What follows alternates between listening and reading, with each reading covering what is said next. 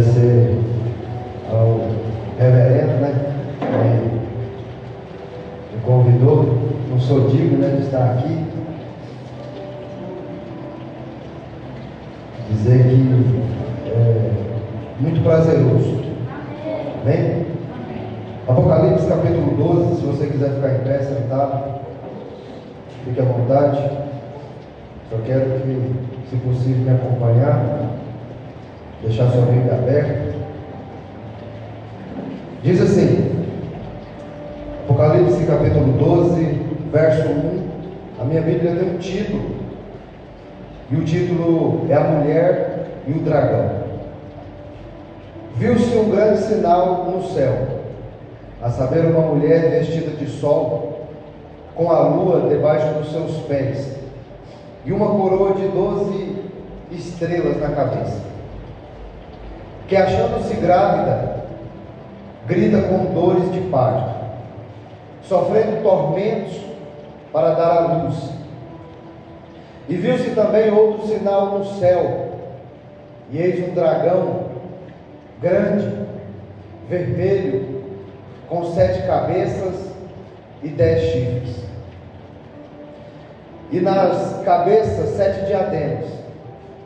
A sua cauda arrastava terça parte das estrelas do céu, aos quais lançou para a terra. E o dragão se deteve em frente da mulher, que estava para dar à luz, a fim de lhe devorar o filho quando nascesse. Nasceu-lhe, pois, um filho varão, que há de reger todas as nações com o cetro de ferro. E o seu filho foi arrebatado para Deus até o seu trono. A mulher, porém, fugiu para o deserto, onde lhe havia Deus preparado lugar para que nele a sustentem durante 1260 dias. Houve uma peleja no céu. Miguel e seus anjos pelejaram contra o dragão. Também pelejaram o dragão e os seus anjos. Todavia não prevaleceram, nem mais se achou no céu o lugar deles. E foi expulso o dragão, a antiga serpente, que se chama Diabo e Satanás, o sedutor de todo o mundo. Sim, foi atirado para a terra, e com ele os seus anjos. Então ouvi grande voz do céu proclamando: agora veio salvação, o poder, o reino do nosso Deus e a autoridade do seu Cristo, pois foi expulso o acusador de nossos irmãos, o mesmo que os acusa de dia e de noite diante do nosso Deus.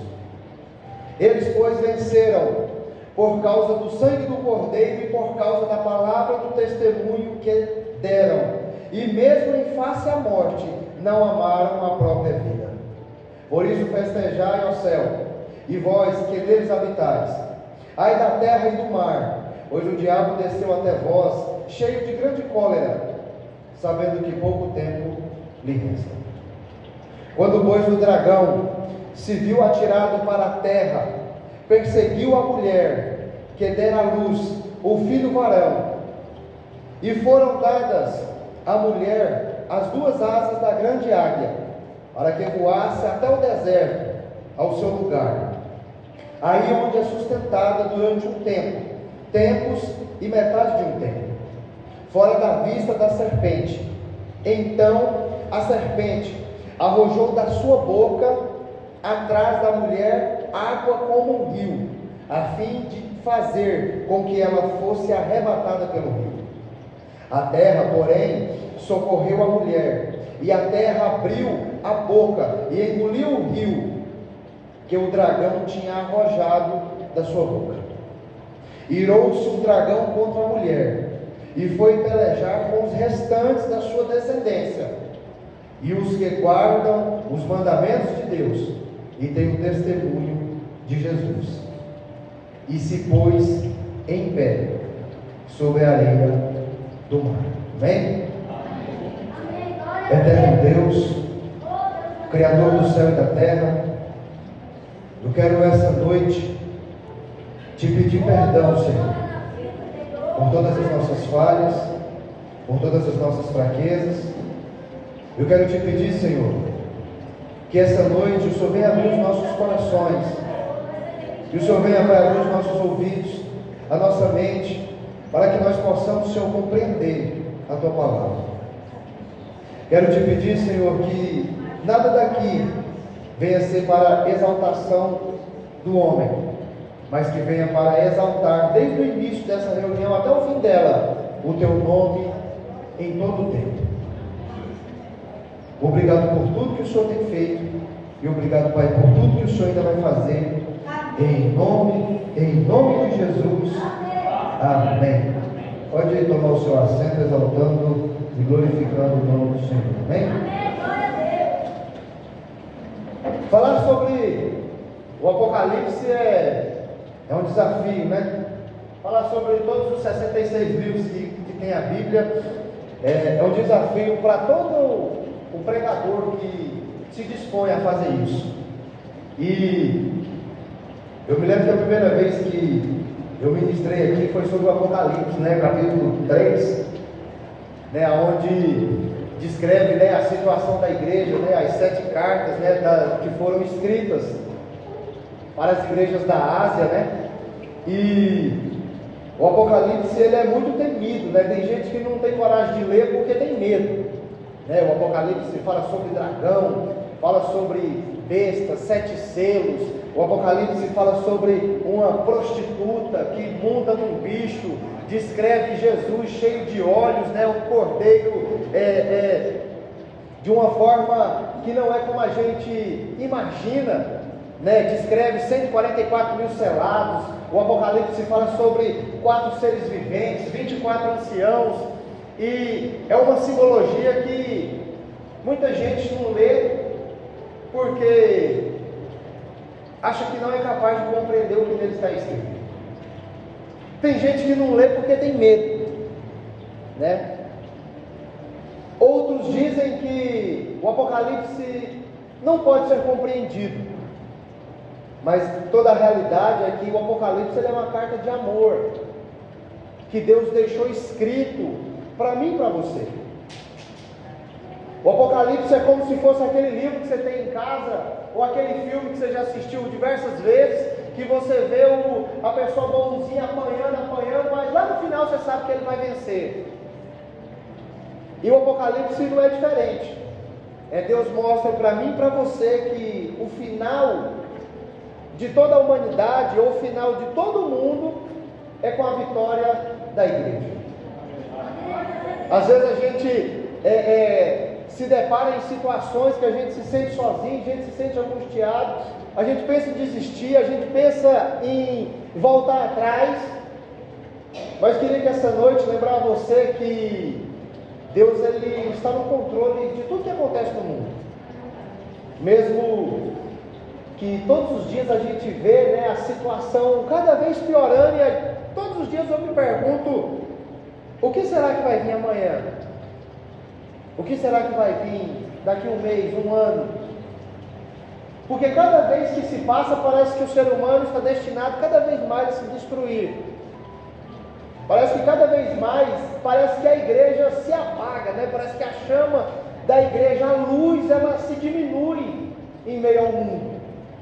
Mas quando a gente lê o Apocalipse, a gente vê que pessoas andaram à beira da morte. Uns até morreram.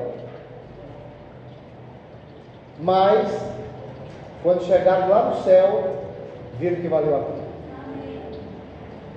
E o Apocalipse, ele conta uma seção de ciclos.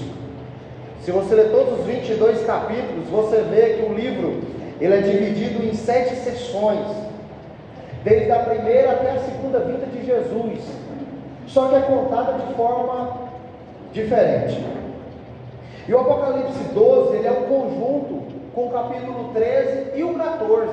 O capítulo 13 é onde é famoso, né, onde fala da besta, né, que emerge da terra, a besta que emerge do mar, né? Fala sobre a marca, né? Que todo mundo tem medo, né? A marca da besta, fala sobre o número, né? O 666, aonde muita gente diz que é um chip, muita gente diz que é um código de barra, tem gente que imagina que é o CPF, tem gente que imagina que essa marca, ela é visível, ela é algo que seja físico.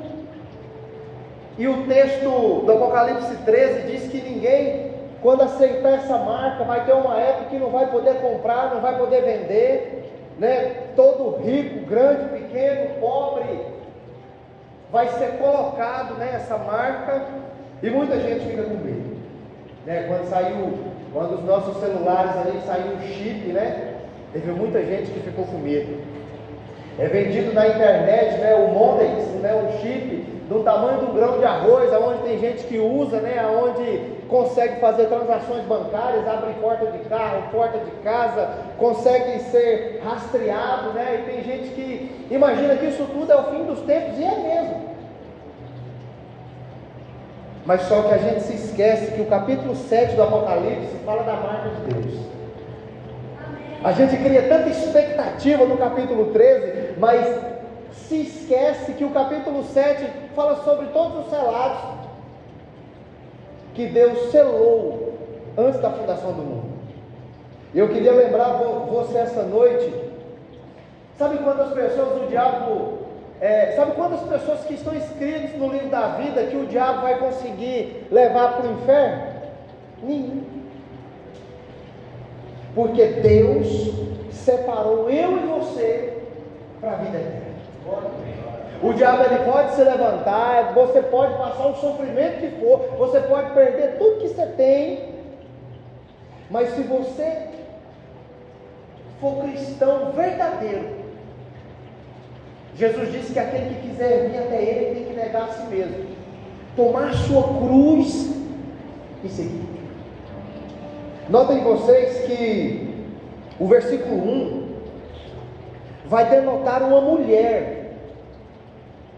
E essa mulher, João, lá na ilha de Patmos, ele vai ter essa visão, e ele vai ver um sinal no céu, e ele vai ver uma mulher vestida de sol, vai ver uma mulher com a lua debaixo dos seus pés, e uma coroa de 12 estrelas, né? Até uma mulher até meio que esquisita, né? Imaginando na nossa mente. Para o catolicismo romano, essa mulher, ela é a Virgem Maria. Só que o meio mais correto de você entender quem é essa mulher, é você entender que essa mulher aqui, ela representa o povo de Deus. Essa mulher aqui, ela representa a igreja. E a mulher aqui, ela está vestida de sol, ela tem a lua debaixo dos seus pés, e ela tem uma coroa de 12 estrelas. Aqui, o entendimento mais correto é você entender que essa mulher, ela transmite a glória de Deus. A Bíblia não diz que eu e você somos a imagem e a semelhança de Deus? A única luz que esse mundo tem é a igreja. Jesus disse que eu e você somos a luz do mundo. Observa que essa mulher, ela tem 12 estrelas na sua cabeça. E aqui uma interpretação, uma visão mais clara, é você entender que essas 12 estrelas representam o povo de Deus, porque Jacó teve 12 filhos, aonde representa o povo de Deus, e Jesus escolheu 12 apóstolos, ao qual representam a igreja. Mas observa que essa mulher está grávida no versículo 2.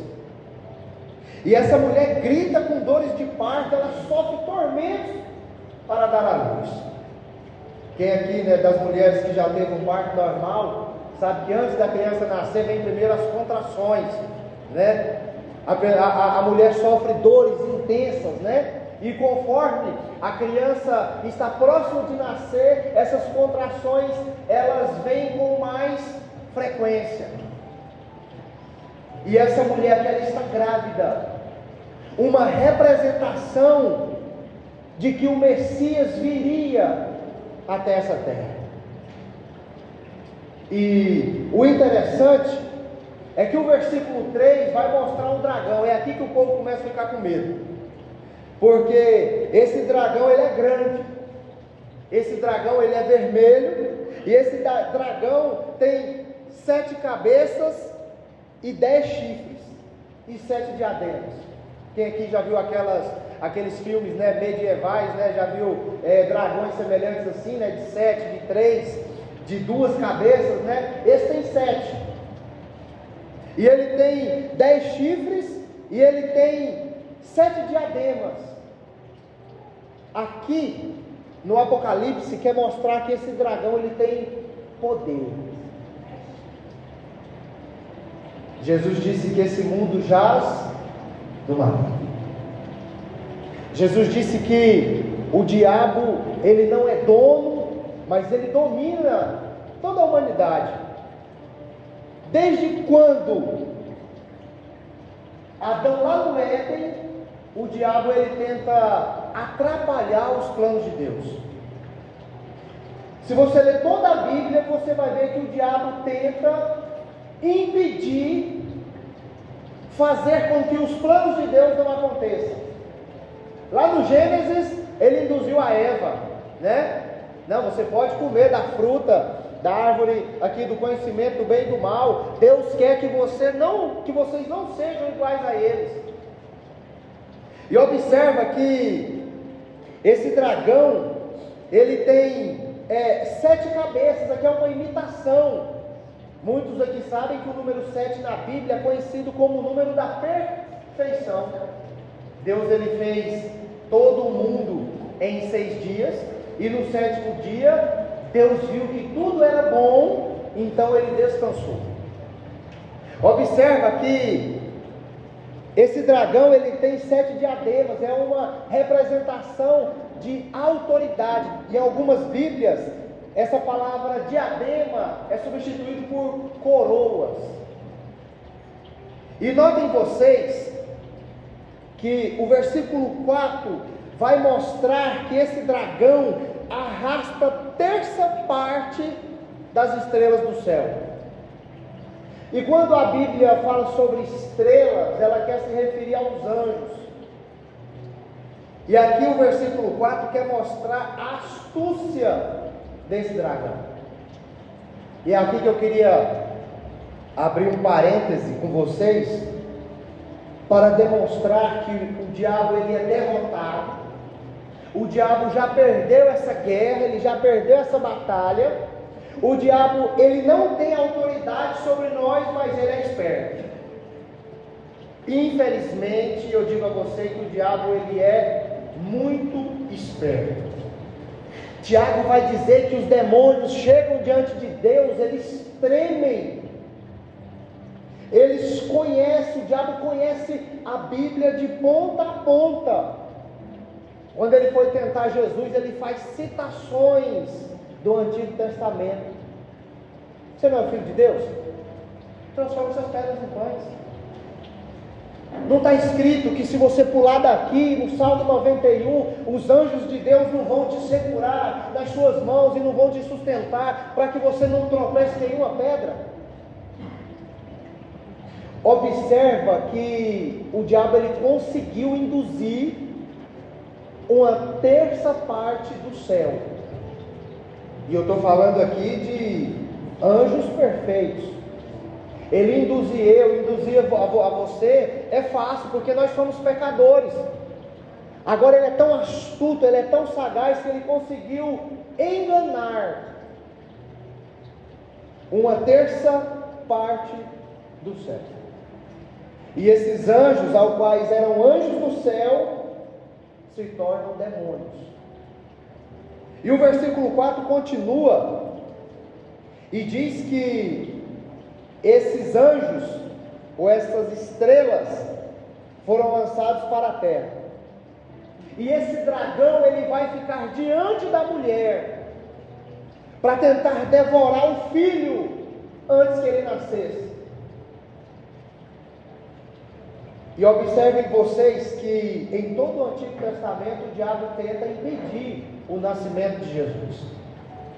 Quando Moisés nasceu, o faraó mandou matar todas as crianças do sexo masculino, porque os judeus se multiplicaram demais na terra do Egito, e era para deixar só as mulheres, e o povo teve que esconder Moisés.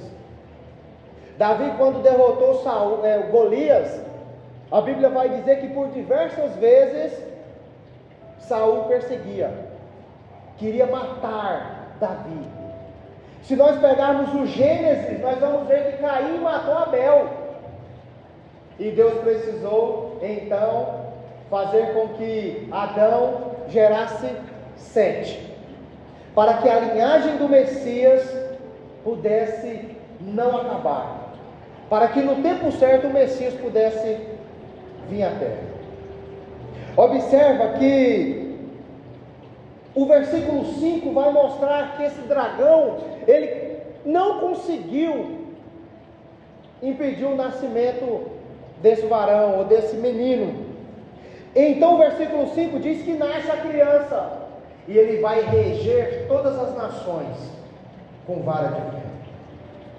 Observem vocês que Jesus nasce, e mesmo quando Jesus nasce, o diabo tenta matar Jesus. Lembra que Herodes mandou matar as crianças com a idade de 2 anos para baixo, porque sabia, ouviu o boato em toda a história que tinha nascido o rei dos judeus. Os magos, foram até ele para poder saber onde é que estava Jesus. Então Herodes ficou meio que perturbado, mandou matar todas as crianças. O menino Jesus teve que fugir para o Egito.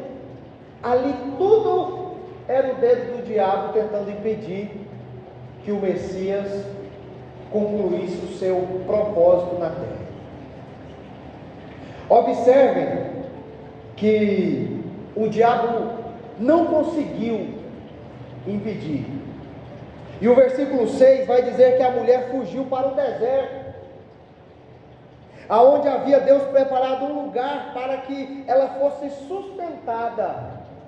E é aqui que a história começa a ficar interessante, porque como que Deus pode sustentar alguém no deserto?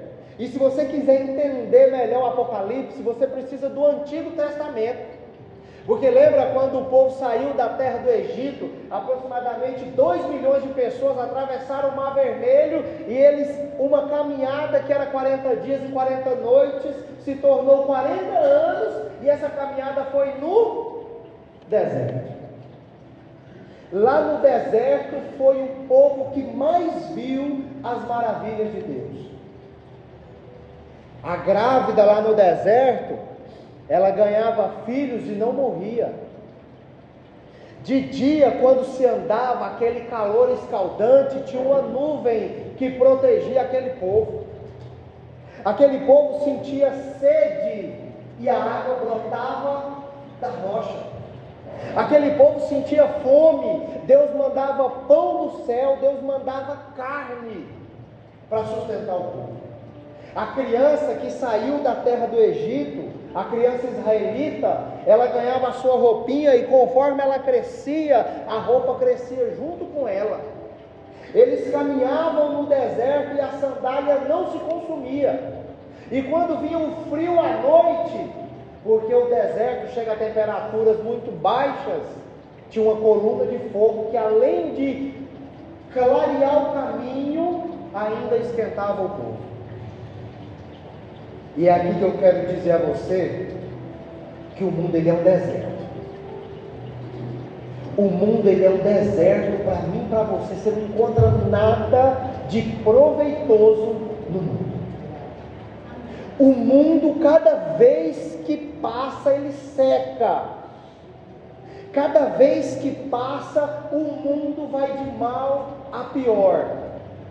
E é aqui que nós temos que entender que mesmo nesse deserto ao qual eu e você vivemos, Deus tem nos sustentado.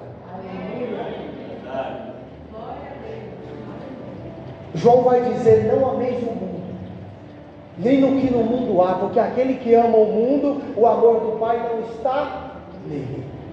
Paulo vai dizer que se a gente esperar Jesus só nessa terra, a gente é o homem mais miserável que existe. E observa que essa mulher, ela vai ser sustentada por um tempo. Você vai ver essa expressão na Bíblia: 1260 dias, tempos, metade de um tempo. Você vai ver a expressão de 42 meses. Você vai encontrar essa mesma linguagem no livro de Daniel. E o que isso quer dizer? Alguns acreditam que a grande tribulação, ela vai ter uma duração de 7 anos, que no reinado do anticristo vai ser 3 anos e meio de paz, né? Eu já dispensacionalista, né? Assim, quando me converti, né? Era 3 anos e meio de paz, 3 anos e meio de guerra, né? Aquela coisa toda. E nós não vamos discutir pensamentos, né? Cada um é livre para interpretar da forma que quiser. Mas os 1260 dias, o mais correto de você entender é que Deus vai sustentar eu e você por um tempo determinado. Esse sofrimento, ele vai ter um fim. Você não vai sofrer a vida inteira. O Apocalipse diz que Deus vai enxugar dos nossos olhos todas as nossas lágrimas. Diz que nós vamos descansar de todas as nossas fadigas. Observa que Jesus disse em Mateus 24 que se o tempo não fosse abreviado, ninguém se salvaria. Então, por um tempo determinado, Deus vai sustentar eu e você. Então, quando você se sentir sozinho, quando você olhar para esse deserto, quando você ver que não tem jeito, lembre-se que foi no deserto que Deus fez os seus grandes milagres para o seu povo. Observa que quando Jesus jejuava 40 dias e 40 noites, ele foi conduzido ao deserto. E o interessante é que o versículo 7 vai mostrar uma festa, uma guerra que acontece lá no céu. O versículo 7 vai dizer que teve uma guerra lá no céu. Miguel e seus anjos pelejaram contra o dragão. O adventismo, ele entende esse anjo chamado Miguel. Você vê ele em diversas passagens do Antigo Testamento, e você sempre vai ver esse anjo a serviço de Deus. E o adventismo entende que esse Miguel aqui é o próprio Jesus. E não tem nenhum problema você talvez pensar que seja Jesus, né? Alguns acreditam que o Melquisedeque, que Abraão deu o dízimo, também acredita-se que era Jesus.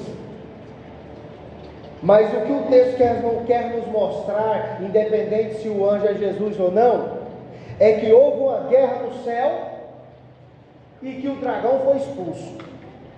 E essa guerra, o diabo também não queria deixar barato, não. Ele também lutou junto com seus anjos.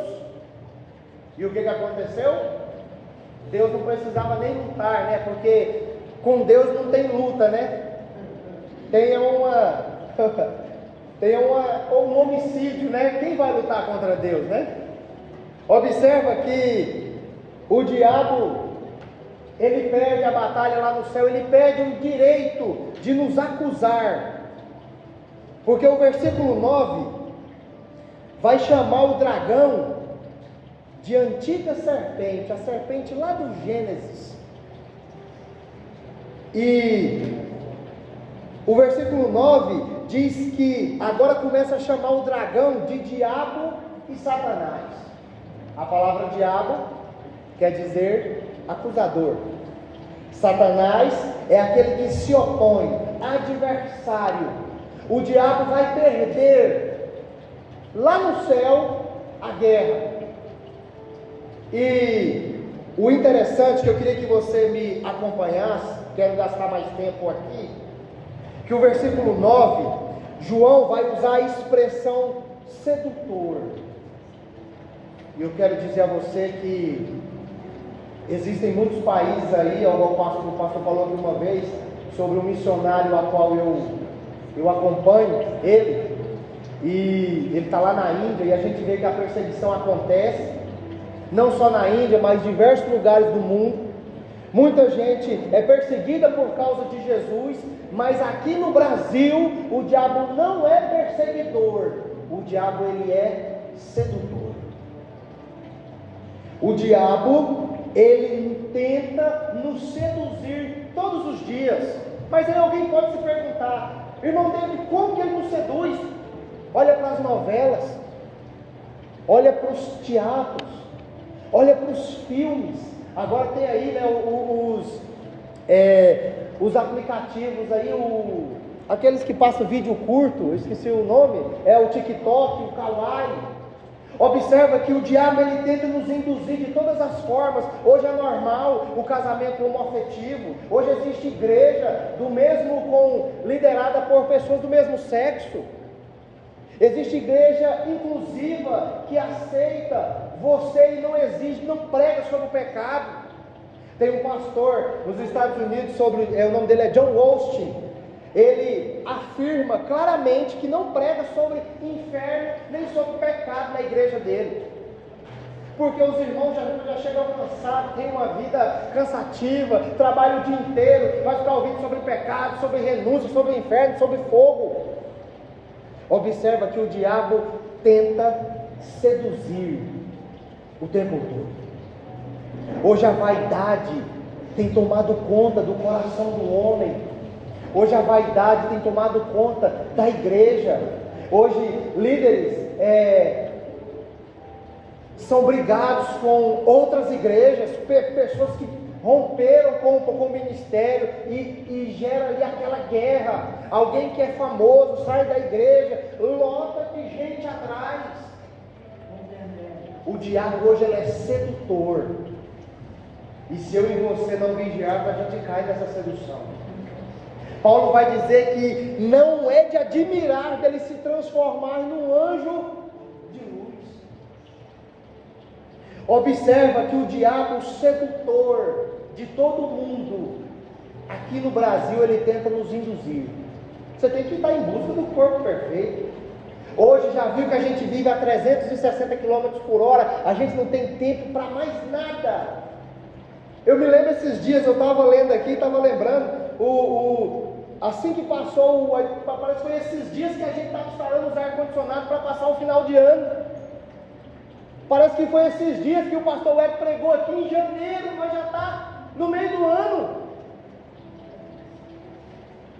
A gente vive acelerado, a 300 km por hora, a gente não tem tempo para mais nada. A gente hoje tem que levantar cedo, chega em casa de noite, aquela coisa toda. Hoje uma das grandes armas que eu acho que o diabo usa contra nós é o tempo. A gente hoje não consegue, hoje quando a gente chega de noite que vai ler a Bíblia, já está esgotado, a bateria já está 1%.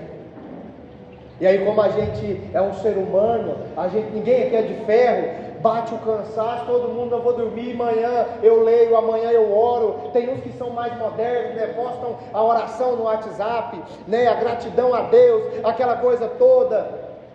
Notem vocês que o diabo está tentando nos seduzir a todo tempo.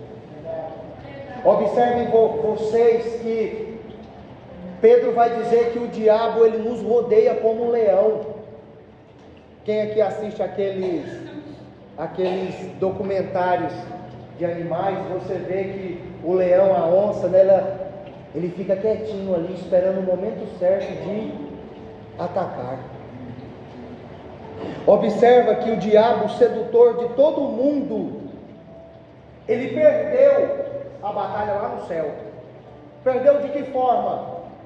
Paulo vai dizer que na cruz Jesus expôs o diabo à vergonha. A cada chicotada que Jesus levava, o diabo pensava que estava ganhando, e era eu e você sendo libertos. Quando Jesus levou aquela lança do seu lado direito, o diabo pensou: é o fim, agora não tem mais jeito. Só que o diabo perdeu, sabe por quê? Porque Jesus ressuscitou ao terceiro dia. Aleluia! E o Apocalipse, no capítulo 1, quando ele se mostra para João, ele vai dizer: eu tenho a chave da morte e a chave do inferno. Além do diabo perder o lugar lá no céu de me acusar você, ele perdeu até a casa que ele tinha. E aí então, o versículo 10, que é motivo de alegria para mim e para você, lembra que eu falei que no começo pode ser até assustador, mas é uma carta de amor. O versículo 10 vai mostrar alegria. Agora veio a salvação, é motivo de alegria. Eu e você estar aqui essa noite é motivo de alegria. Eu e você temos uma Bíblia livre, que você pode andar com ela debaixo do braço, você pode ler quantas vezes você quiser. Você tem celular aí que infelizmente é muito perigoso, mas se você usar para o bem, você consegue ter acesso à palavra o tempo todo. E vai ter a festa lá no céu. O versículo diz que agora veio salvação, o reino do nosso Deus e a autoridade do seu Cristo, porque foi expulso o acusador de nossos irmãos, o mesmo que o acusava de dia e de noite diante do nosso Deus. Hoje o diabo não pode mais acusar eu e você. Sabe por quê? Porque o meu e o seu pecado foi pago lá na cruz. Paulo vai dizer: quem tentará a acusação contra os eleitos de Deus? É Deus que os justifica. Não foi eu que morri pelos meus pecados, não foi você que morreu pelos seus pecados, foi Jesus que morreu por pecados de toda a humanidade. João vai dizer que ele é a propiciação de todos os pecados. João Batista, quando vê ele lá no Rio Jordão, vai dizer: eis o Cordeiro de Deus que tira o pecado do mundo. Hoje o diabo não pode mais dizer: ó, pastor Wellington pecou. Hoje o diabo não pode mais dizer: ó, o irmão Wesley pecou. Não pode, porque já foi pago. A dívida foi paga, o escrito de dívida foi paga, nem mais um centavo eu e você devemos. E o interessante que o versículo 11 vai trazer outra curiosidade. Vai dizer que nós vencemos por causa do sangue de Jesus e por causa da palavra do testemunho que deram. Aqui o versículo fala de postura. Eu e você somos justificados, mas nós temos um padrão de vida a seguir. Nós temos um método de viver. Não é igual a igreja videira. Eu já fui na videira, tenho alguns amigos da videira. E a ideia da videira, ela defende uma vez salvo, sempre salvo, também acredito, uma vez salvo, sempre salvo. Só que a videira defende que mesmo que seja salvo, você pode viver livremente, que lá no final você vai ser salvo. E aqui o versículo 11 vai mostrar que nós só vamos vencer o diabo pela nossa postura. Você não pode mais viver levianamente. Você não pode mais viver de qualquer jeito. O Paulo, o perseguidor, o Saulo que perseguia todo mundo, quando se converteu, que se mudou o seu nome para Paulo, ele vai dizer: já não vivo mais eu, mas é Cristo que vive em mim. Então observa que a partir do momento que você aceitou Jesus, a partir do momento que você desceu as águas, que você se batizou, a ideia do batismo, é claro que ali é simbólico, mas a ideia do batismo é quando você for submerger na água, que você levantar, dali sai uma nova pessoa. Não quer dizer que nós não vamos falhar. Não quer dizer que nós não vamos pecar. Não quer dizer que nós vamos ser perfeitos. Todos nós erramos, todos nós falhamos, destituídos, todos nós estamos da glória de Deus. Todo mundo aqui, alguém falhou hoje, alguém pecou hoje, eu pequei, eu falhei, todos nós.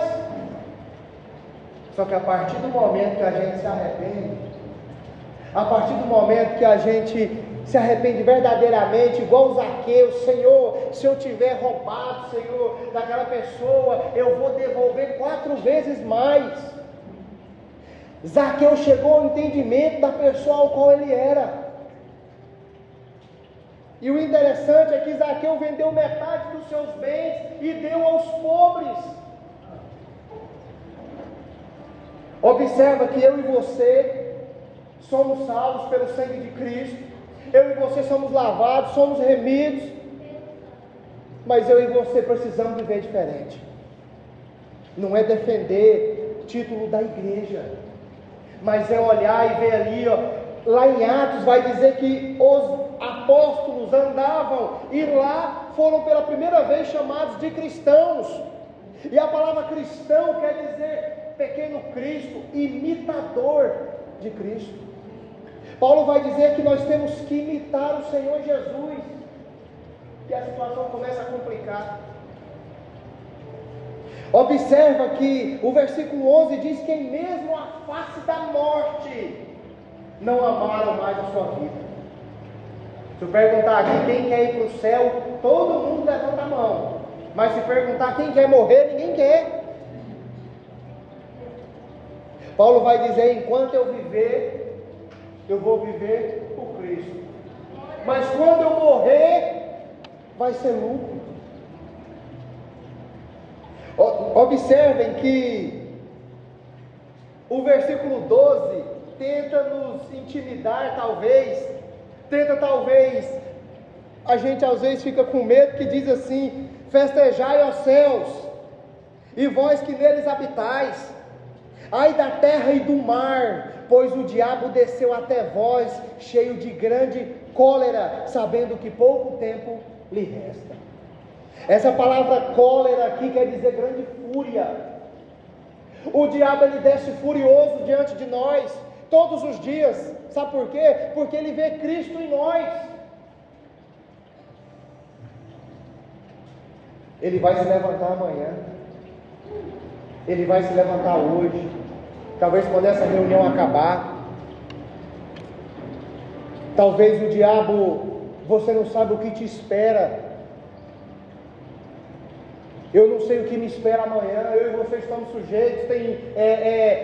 Tem uma teologia aí que é ministrada, onde o cristão não pode passar por luto.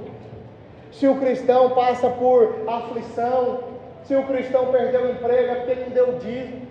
Se o cristão não tem carro, é demônio, é encosto. Que se você der 100 para Deus, você pode exigir 200. Uma vez eu ouvi um pregador falando assim: se lá na sua casa não tem carne, lá em casa está lotado. E eu quero dizer a você essa noite, que aquele que quiser seguir Jesus, ele vai padecer perseguições.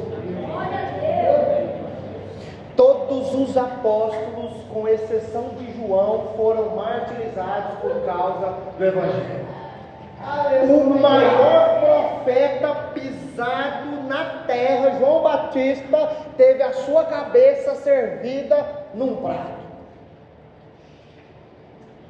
Paulo, o homem que escreveu 13 dos 27 livros que tem o Novo Testamento, foi decapitado em Roma. Marcos, que nem seguiu Jesus, nem viu Jesus com os olhos vivos, ele se converteu depois. A sua história vai dizer que ele foi arrastado pelas ruas de Alexandria numa carruagem, ao ponto que ele foi se desmanchando no asfalto. Um dos Tiagos, com a idade de 99 anos, levou uma paulada na cabeça, ao ponto do seu cérebro cair no chão. Se você quiser seguir Jesus, fique sabendo que a estrada é cheia de buraco. Se você quiser seguir Jesus, fica sabendo que o maior inimigo que você vai lutar, às vezes nem é o diabo, é você mesmo.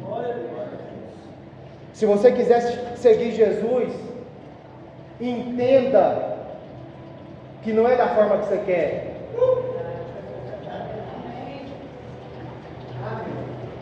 Se você quiser, hoje tem a teologia do coach, né? Aonde você é o centro. E Jesus disse para Pedro que ia chegar um tempo da vida dele que ele ia morrer e ele ia precisar do povo. E o versículo diz que Jesus se referia a ele da forma que ele ia morrer. E o Pedro, ele foi crucificado de cabeça para baixo, porque ele não se achava digno de morrer da mesma forma que Jesus morreu. Observa que o diabo ele vem com grande fúria diante da igreja, sabe por quê? Porque ele sabe que pouco tempo ele tem. Ele sabe que os dias estão contados. E às vezes a gente como igreja, a gente vive de qualquer jeito, já viu? Não, uma vez eu escuto muito, tem um amigo lá no serviço, né? E a gente conversa muito sobre igreja, e ele não é da igreja. E aí ele fez uma tatuagem na perna e a gente estava conversando esses dias. E aí eu falando para ele, por que você não vai para a igreja e tal? Aí ele falou assim, não, eu vou, depois eu me arrependo. E qual de nós que está aqui nunca pensou isso? Eu vou falhar hoje, amanhã eu me arrependo. E às vezes a gente tem que pensar, às vezes igual o diabo, entender que pouco tempo a gente tem, sabe por quê? Porque a gente não sabe o que é que nos espera amanhã. Talvez nós não vamos ter tempo amanhã. Talvez nós não vai ter a oportunidade, igual o ladrão da cruz, de no último minuto se arrepender. A gente pode capotar um carro aí. Esse dia eu vim em Rio Verde, eu vi um caminhão passou em cima da caminhonete, a caminhonete ficou só o tapete. Ali não dá tempo de se arrepender não. O versículo 13 vai mostrar essa perseguição do dragão. E vai dizer que mais uma vez a mulher, ela é sustentada durante um tempo, tempos e metade de um tempo. O versículo 17 vai mostrar que esse dragão, ele tenta de todas as formas pegar essa mulher. E vai dizendo no 17 que o dragão se ira contra a mulher. E ele vai pelejar pelos restantes da sua descendência. E aqui diz que vai pelejar pelos que guardam os mandamentos de Deus. O diabo não está muito preocupado com o mundo não. O mundo já é dele. O diabo está interessado em mim e você. Às vezes a gente pensa que é muito perigoso quando um líder ou um pregador diz que o diabo está debaixo dos seus pés. É muito perigoso aquela doutrina, batalha espiritual, ao qual ensina você a perseguir os demônios. Não tem nenhum versículo bíblico que ensina que você tem que ir atrás do diabo. Tem pastores aí fora que se o diabo fosse tirado da terra, ele perdia o emprego. Tiago vai dizer que a gente tem que sujeitar a Deus, resistir o diabo e ele fugirá de nós. Eu quero essa noite encerrar dizendo a você que o diabo vai vir atrás da descendência da mulher. Ele vai atrás daqueles que guardam os mandamentos de Deus e aqueles que têm o testemunho de Jesus. Só que notem vocês que mesmo em toda essa perseguição que o diabo faz, a gente está protegido, porque o máximo que ele pode fazer é tirar a minha e a sua vida.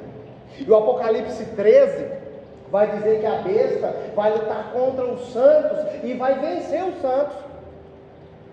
Só que vai tirar só a nossa vida, só essa vida matéria, só essa vida física. Porque quando a gente fechar esses olhos aqui nessa terra, a gente vai abrir os nossos olhos em um lugar que a rua é de ouro, ao qual os muros da cidade são de cristal. Ali não vai ter mais choro, ali não vai ter mais pranto. João, ele vê uma multidão debaixo do trono de Deus, impossível de contar. Às vezes a gente fica com medo, às vezes a gente fica esperando, né? O maior medo da igreja, eu costumo dizer, não é ser perseguido. O maior medo da igreja é quando você fala que Jesus está voltando. Porque eu já ouvi diversos irmãos dizerem assim: não, Jesus tem que esperar um pouco, eu ainda tenho que casar, eu ainda tenho que comprar aquele carro, aquela casa. Infelizmente o diabo está seduzindo os nossos corações. Às vezes a gente fica frustrado, né, com a igreja, com os acontecimentos, a gente fica frustrado com aquilo que acontece na nossa vida. Às vezes teve muitas e muitas vezes que a gente tenta desistir, a gente quer abandonar tudo. Só que quando a gente se lembra de que foi em meio à perseguição que Deus protegeu o seu povo, às vezes você pode se sentir sozinho, mas Deus não se esqueceu de você. Às vezes você pode ter perdido aquele emprego, ter passado por luta, por aflição. Às vezes você perdeu um ente querido, mas a vida continua.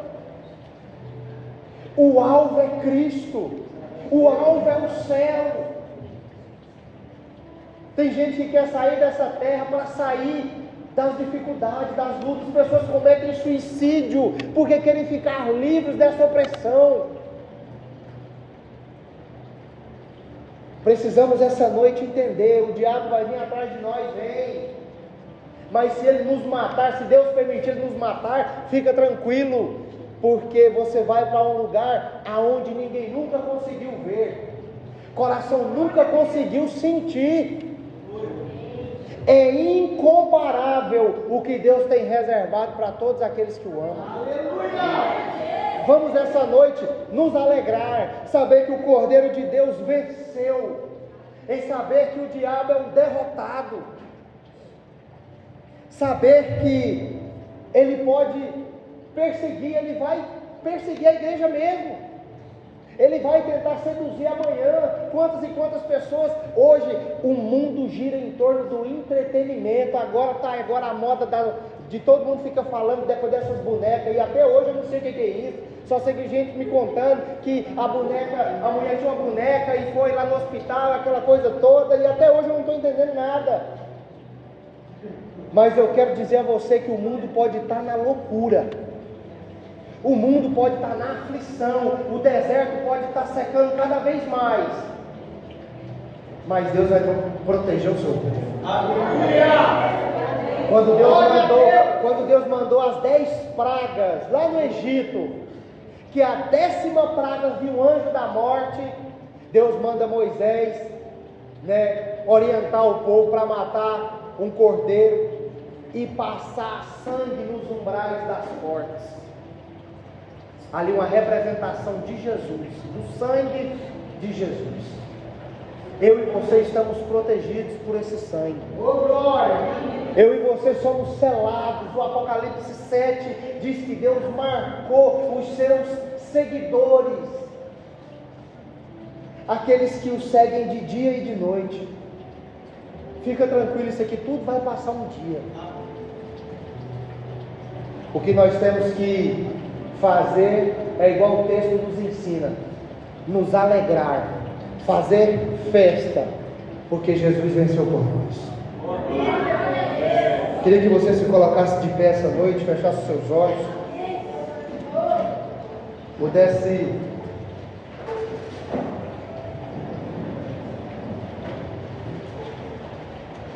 queria que você fechasse os seus olhos. viesse essa noite, eu sei que talvez você veio pedir, mas eu queria essa noite você primeiro agradecesse. Eu não sei a sua dificuldade, eu não sei o seu problema, eu não conheço a sua vida.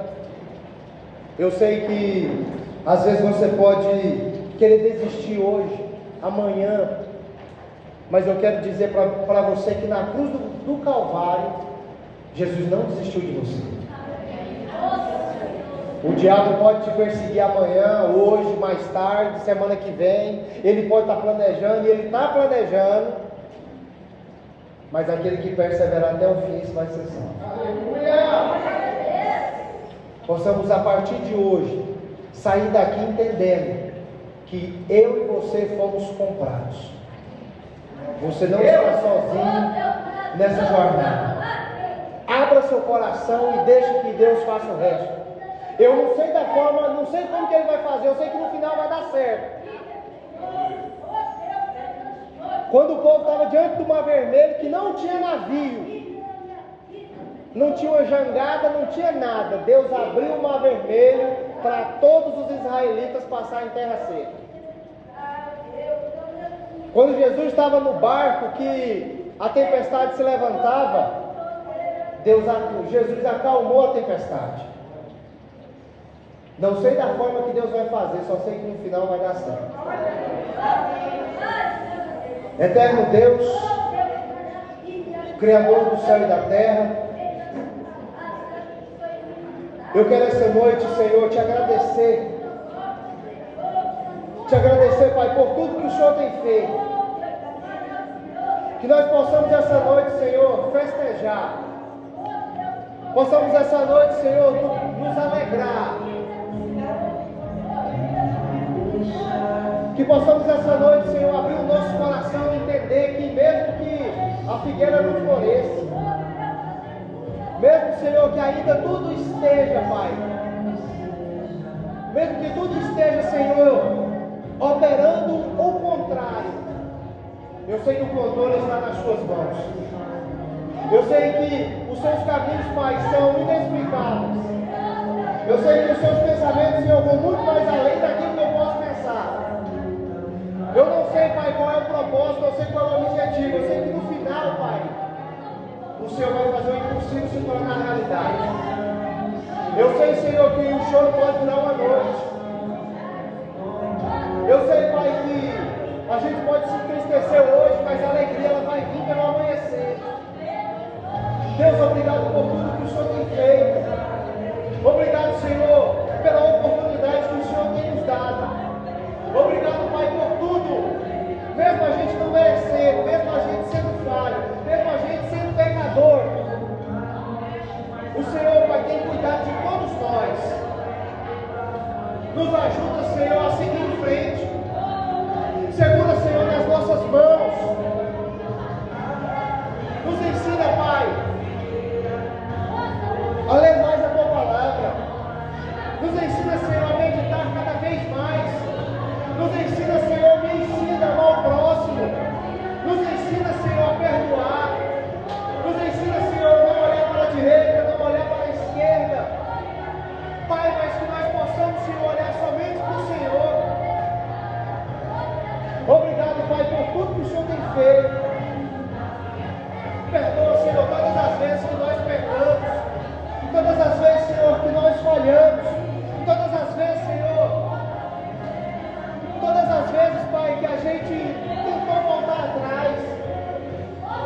Nos ensina, Senhor, a nos alegrar. Nos alegrar, Senhor, diante do Senhor. O Senhor morreu, padeceu, ressuscitou no terceiro dia. E hoje o Senhor vive pelos séculos dos séculos.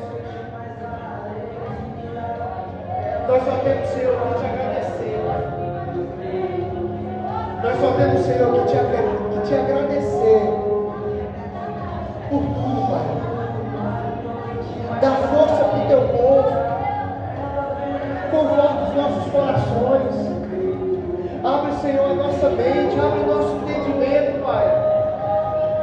Nos ensina, Deus, a seguir em frente. Nos ensina, Senhor, a fazer o que agrada aos teus olhos. Olha para todos nós, Senhor, mas olha com um olhar de misericórdia.